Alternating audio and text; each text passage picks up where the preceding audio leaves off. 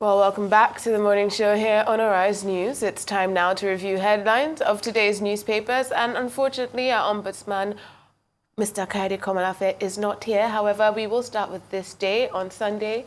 Mr. Steve. All right, thank you, Adesua. This day on Sunday leads today with Tinubu in Enugu, says it's time to unite, build Nigeria. And the riders are loaded, he's optimistic about completion of Eastern Rail Line, pledges to develop Anambra Basin's oil and gas resources, insists subsidy removed to save future generations. That has become like a, like a sing-song for the president.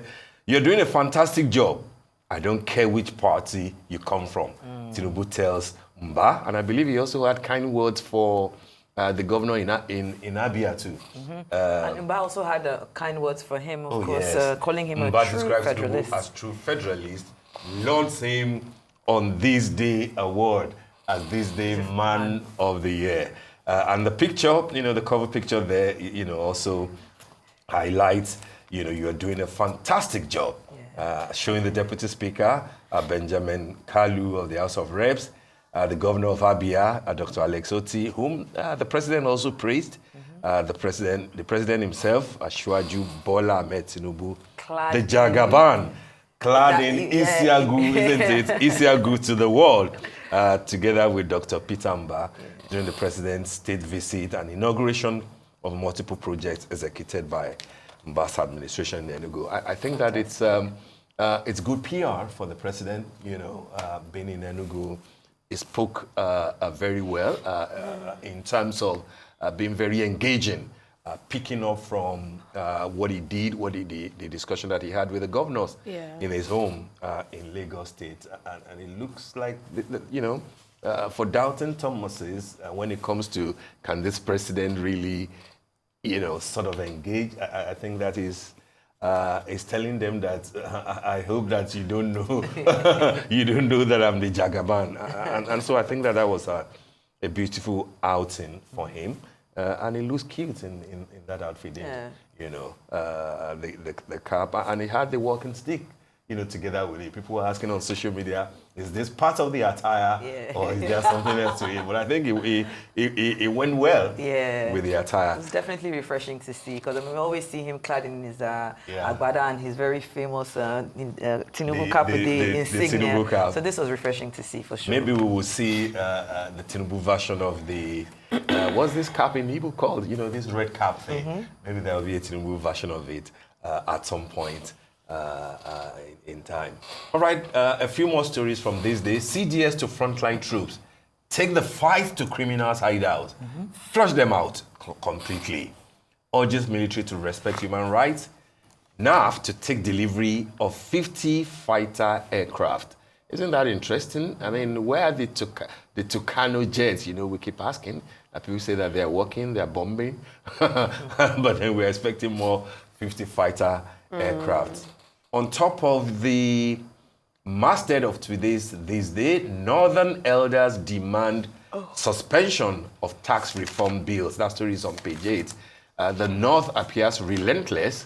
I hope that they will have listened to Dr. Fakunda, whose views are totally different, from anybody else. North elders demand suspension or tax reform bills. These bills is a bit problematic, but I think that its offerings are very clear. If you take the time to read it, VAT distribution, no taxes if you are earning less than a certain amount, and then, trying to rejig everything in terms of the architecture of it. But, let's see how the president and his team navigate. I was actually reading an article in The Punch earlier today that actually said that the president had sent emissaries to leaders. He's on the cover of Punch today, I believe. As well, as northern governors remain adamant. So you can really see that the president is really doing everything possible to be able to get these, northern governors on board. It's an important development. If the entire region and 19 states are saying that we disagree with something, they may not have merit you know, they may not. But then if it that's looks a huge like chunk, it's a huge, the president will have to navigate it carefully. Last but not the least, the window story, valuation of GTCO, 9 other banks rises to 7.87 trillion naira in 2024 amid banking recapitalization drive. That story is on page 5 of today's This Day on Sunday.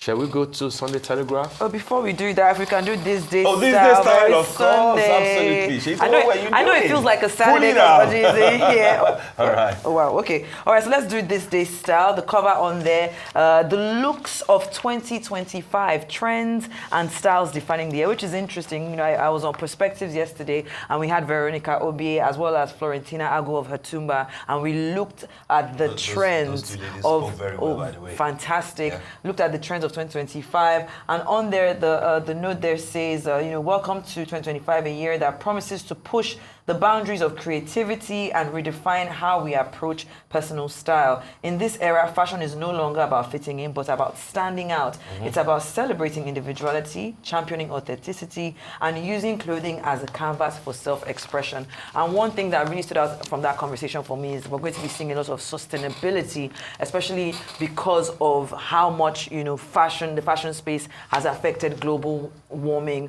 you know, on that standpoint. So it's good to What will be your see. look for 2025? My look for 2025 is to look, you know, yesterday I said my goals there. I want to look soft, okay? It's my year of softness. So anything that makes me look good. I mean, we're seeing, you know, Idra Mustafari on here, Imade Duso, Fire Factory, Babeo, Aboyedo. Like, I'm really, really proud of, you know, Nigerian fashion. I was in my closet, I probably have about 80% of Nigerian pieces and 20 foreign. Like Adesua said yesterday, buy the Naira to grow the Naira. I believe we're both wearing Nigerian fashion today. Exactly, we Yeah, are. The only one left out. You have to do better 2025. Yeah, you see? You have to join us.